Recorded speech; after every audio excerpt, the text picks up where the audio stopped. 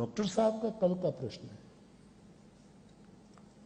कल आपने मुझे बताया, मैं जब वहाँ गया तो बैठा था, कि मैं जब से कथा में आई हूँ तो बापू हमारे डॉक्टर्स, हमारे सब पढ़े लिखे सब जो तो अपने वो सब पूछते हैं कि ठीक है ये सब है, लेकिन एक सीता वाला प्रश्न खास पूछते हैं कि भगवान राम ने सीता जी का त्याग क्यों कर दिया और ये ऐसा क्यों हुआ। ये तो उसको मैं तो डॉक्टर साहिबा कहती है कि मैं तो अपने ढंग से जवाब देती हूँ, लेकिन उसके बारे में कोई और खुलासे हो सकते हैं। हाँ, 2-3 खुलासे मैं करूँ। मूल तो है बहुभूति, और थोड़ा वाल्मीकि भी बहुभूति खास कहते हैं कि सीता, मैं भाइयों का त्याग कर सकता हूँ, मैं पृथ्वी का त्याग कर सकता हूँ, मैं मेरे प्राण का भी त्याग कर सकता हूं और मेरी अत्यंत प्रिय जानकी का भी त्याग कर सकता हूं, मेरी जनता के लिए, मेरी प्रजा के लिए। इसके खातिर यदि मेरी प्रजा को मेरा कुछ वर्ताव अनुचित लगे तो प्रजा के मानस से ये बात निकालने के लिए, क्योंकि भगवान रामचरितमानस के राम तो जाहिर में निवेदन कर चुके हैं, जो अनीति कछु भाख हो भाई तो मुही बर जाऊं भाई। मेरे बारे में मेरे नगर का आदमी उसको लगे कि राम ये ठीक नहीं करा तो बिल्कुल निर्भय होकर के राजा के सामने कैसे बोल, निर्भय होकर मुझे बताओ कि आपका कदम ये ठीक नहीं। जनता प्रथम है राम राज्य में, प्रजा, government of the people, by the people, for the people. ये लोकशाही की एक तंदुरुस्त व्याख्या हमारे यहां बहुत पुरानी है। और ये होना चाहिए, जनता प्रधान है। अब जनता को हम प्रधानता कब कब देते हैं पूरी दुनिया जानती है, 5 साल के बाद देते हैं प्रधानता। फिर कौन जनता कौन? राम ने निर्दोष निष्कलंक, राम नहीं जानते हो कि सीता जी का क्या भूल है? ये अर्धांगिनी है, वो एक ही है, गिरा अर्थ जल बीच ही सब। फिर भी जनता में के मन में कुछ है तो कुछ समय में उसको एक प्रसिद्ध कारण, जो आपने भी कहा कि हम ये खुलासा करते हैं सबको बता, एक दूसरा कारण, महाराज दशरथ जी का अकाल मृत्यु हुआ, उसकी उम्र पूरी नहीं हुई थी। अब कितनी उम्र थे वो चर्चास्पद है, इसीलिए मैं इसमें नहीं जाऊं। कोई कहते इतने 1000 साल, कोई कहते ये जो हो, ये इसमें हम न जाए, लेकिन जितनी उसकी आयुष्य रही होगी, इससे पहले राम विरह के कारण तन परिहरे, शरीर त्याग कर दिया। बाकी की जो आयुष्य बची उसके लिए क्या करें?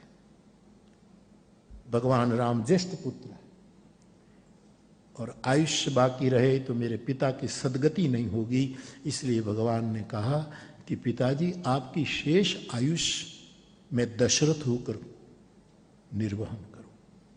और जब राम दशरथ की उम्र भोगे तब सीता को साथ में नहीं रह सकते, बाप बेटी का संबंध हो जाएगा।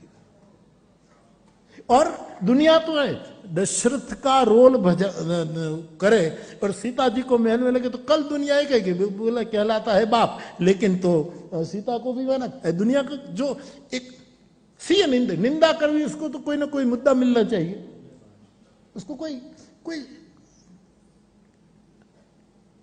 दुष्ट तर्क करते हैं, लॉजिक भी नहीं है वहां, जरा भी लॉजिक नहीं। लॉजिक तो बड़ा अच्छा सब्जेक्ट है, दुष्ट तर्क है।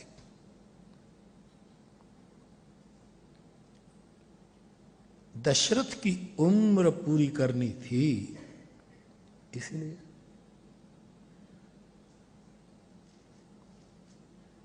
राम और जानकी के बीच में एक बहुत गुप्त चर्चा हुई थी।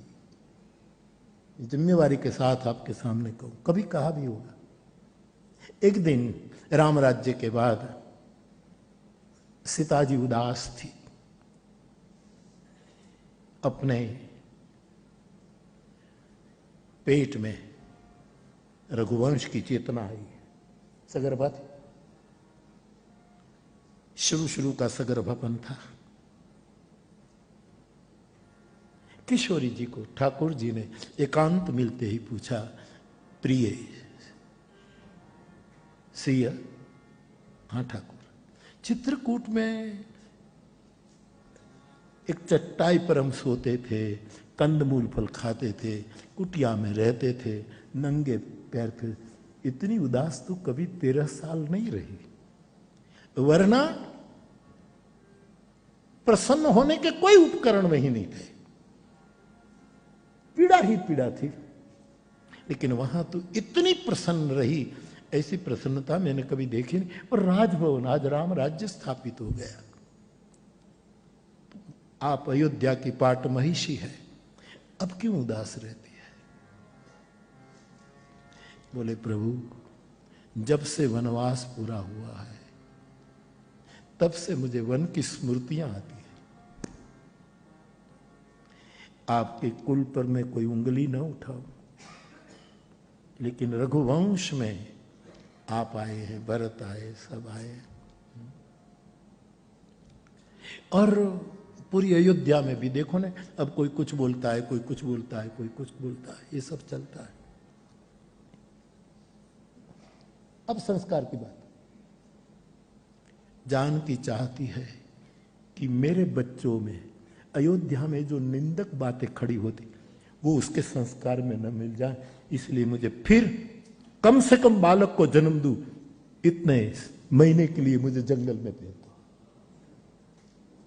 बहुत कितना दुरंदेशी विचार है ये।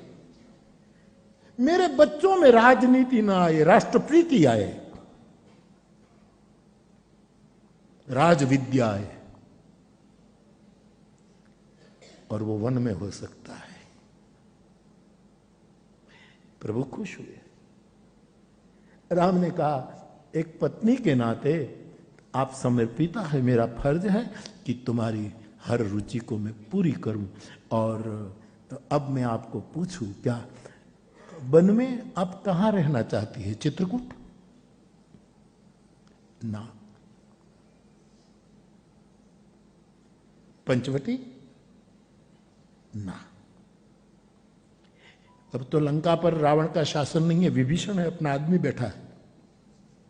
तो वहां फिर आपको अशोक वन रास आ गया हो तो वहीं आप कुछ रहना चाहे, क्योंकि वो भी तो वन है। अशोक वन हो कि कामद वन हो कि दंडक वन हो, वहां रहना चाहती है तो क्या? नहीं।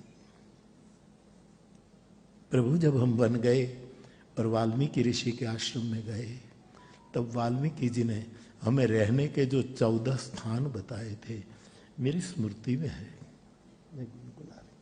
जिस आश्रम में बैठने वाला महापुरुष इतना प्रज्ञावान है, और वाल्मीकि क्या है? विज्ञान विशारद। वाल्मीकि वैज्ञानिक, वाल्मीकि विज्ञान के विशारद है, संगीत के भी विशारद है। आप में जो सुरीलापन है, अयोध्या में थोड़ा बेसुरी आदमी आ गए। एक तो कैकेयी नहीं बेसुर आलाप कर दिया, इतनी झंझट खड़ी हुई। मेरे गर्भ में जो बच्चे हैं वो संगीत का संस्कार लेकर आए, सूर लेकर आए। और प्रसिद्ध कथा है, वाल्मीकि जी से लव कुश ने संगीत विद्या प्राप्त की। तो मैं वाल्मीकि के आश्रम में, मुझे छोड़, निकट भी पड़ेगा, ज्यादा दूर भी नहीं, मुझे वहां भेजता है। प्रेम कभी कभी कितने कठोर नियम ले निर्णय करता है। प्रेम आसान नहीं।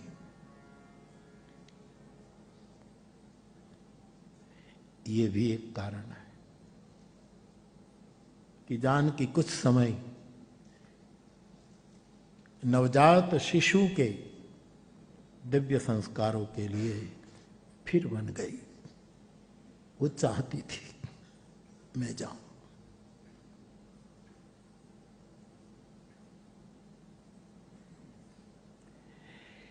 भगवान ने एक और कारण है वन जाने का।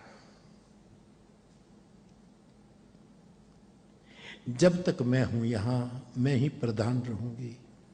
उर्मिला कभी आगे नहीं आएगी, क्योंकि हर सीताराम सीताराम सीताराम, खबर नहीं कब उर्मिला लखन होगा, कब उर्मिला, कब मांडवी भरत होगा, कब मांडवी भरत होगा, कब श्रुतकीर्ति और शत्रुघ्न होगा। अब मैं मेरी बहनों को आगे करना चाहता हूं, मैं पीछे चली जाऊं।